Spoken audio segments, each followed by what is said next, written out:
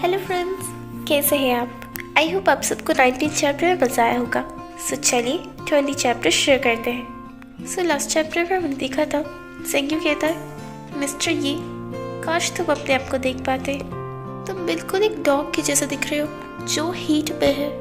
ये कह के सेंग्यू टेबल की तरफ जाने लगता है और ज़ाओयांग से कहता है, डैड क्या आप सारी मीट खा लेंगे? हमारे लिए तो छोड़िए। ज़ाओयांग कहता है, तुम दोनों इतने स्लो हो कि मैं प्लेट की सारी मीट खा जाऊं।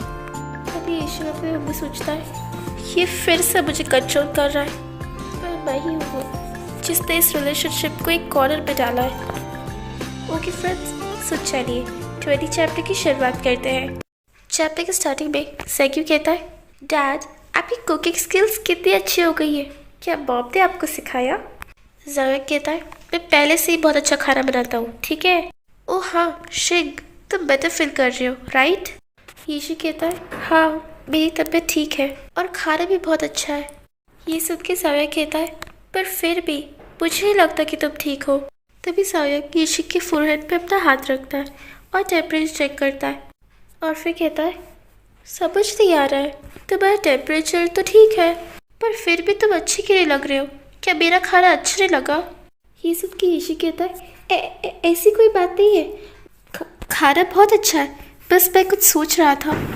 ज़ायोयांग कहता है, ओके पर अपने आप को ज़्यादा पुश मत करो।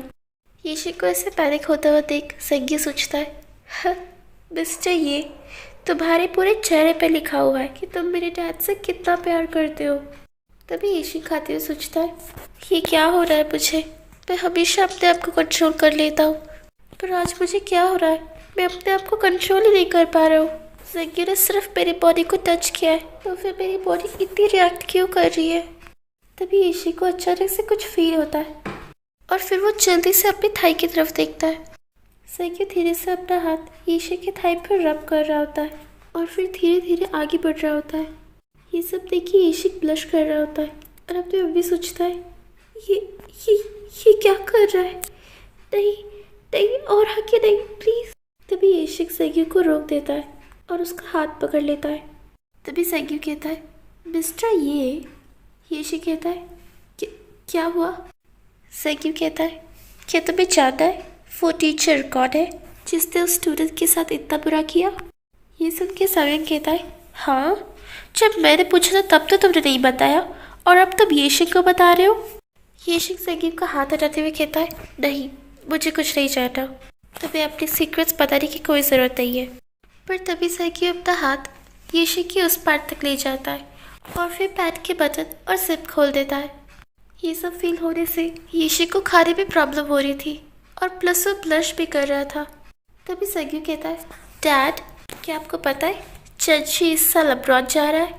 वो यहाँ पढ़ाई पे बिल्कुल फोकस नहीं करता, शायद अब्रॉड में कर ले। ये सब के ज़ायोयांग कहता है, हाँ डेफिनेटली, शायद, मैं भी होप कर रहा हूँ। तभी सेंग्यू यीशु के उस पार्ट को जोर जोर से रब कर रहा होता है। इन सब से यीशु हार्डली अपने आप को कंट्रोल कर रहा होता है और प्लस काँप भी रहा होता है। तभी यीशु सोचता है, मैं नहीं चाहता कि सेंग्यू मेरी बॉडी से खेले, नहीं चाहता कि वो मुझे कंट्रोल करे, पर फिर भी मैं उसके टच को एंजॉय कर रहा हूँ। मेरी बॉडी उसके टच पर रिएक्ट कर रही है, ऐसा क्यों हो रहा है? तभी सेंग्यू कहता है, मिस्टर ये क्या हो गया? अगर तुम्हें अच्छा नहीं लग रहा है तो तुम अपने रूम में जा सकते हो, अगर तुम थोड़ी देर सो लो तो तुम्हें अच्छा लगेगा। ये सुन के ज़ायोयांग कहता है, हाँ शेख, सेंग्यू ठीक कह रहा है, तुम जाओ अपने रूम में, तब तक मैं और सेंग्यू यहाँ का सब कुछ समेट लेते हैं। यीशु काँपते हुए कहता है, मैं तभी सेंग्यू और भी ज़्यादा हार्ड रब कर रहा होता है। यीशु कहता है, मैं ठीक हूँ, मैं यहाँ और थोड़ी देर रुकना चाहता हूँ। तभी सेंग्यू के बार बार हार्ड रब करने की वजह से यीशु को वो सब रिलीज़ कर देता है। तभी सेंग्यू अपना हाथ पीछे ले लेता है और अपना हाथ साफ कर रहा होता है। तभी सेंग्यू स्माइल करते हुए सोचता है, मिस्टर ये, क्या तुम इसलिए नहीं जाना चाहते क्योंकि तुम मेरे टच को एंजॉय कर रहे हो, या तुम्हें अच्छा लग रहा है जब मैं तुम्हारी बॉडी को छूता हूँ? तभी यीशु सोचता है, शिट, ये मैंने क्या कर दिया? मुझे वो सब रिलीज नहीं करना चाहिए था, और वो भी यहाँ। तभी सडनली दोनों का आई कांटेक्ट होता है और यीशिक सोचता है अगर अगर थोड़ी देर भी और चलता तो सायोंग को सब कुछ पता चल जाता। सेंग्यू अपना हाथ साफ कर रहा होता है। फिर सेंग्यू थोड़ा पीछे होता है और उस टिश्यू पेपर को डस्टबिन में फेंक देता है। यीशिक सोचता है अगर अगर सायोंग को पता चल जाता तो मैं क्या करता, क्या जवाब देता उसे। नहीं, मुझे ये सब रोकना होगा, ये बहुत आगे जा रहा है। तभी यीशिक सायोंग से कहता है सायोंग, मुझे आज जल्दी सोना है, तो क्या तुम घर जा सकते हो। ये सुन के सेंग्यू स्माइल कर रहा होता है और अपनी मम्मी सोचता है हाँ, मेरी ट्रिक काम आ गई। मिस्टर ये याद रखना कि तुम्हें अभी कैसा फील हुआ, क्योंकि तुम्हें ये जानना ज़रूरी है कि इस हॉन्टिंग गेम का डोमिनेटर कौन है। चैप्टर 20 में हम देखते हैं बहुत रात हो गई होती है और तभी सायोंग घर जा रहा होता है और सेंग्यू अपने डैड को छोड़ने आया होता है। तभी चलते चलते सायोंग रुक जाता है और फिर पीछे मुड़ के कहता है सेंग्यू। सेंग्यू कहता है हाँ डैड। सायोंग कहता है अपना बैग पैक करो और घर चलो। ये सुन के सेंग्यू कहता है क्यों डैड।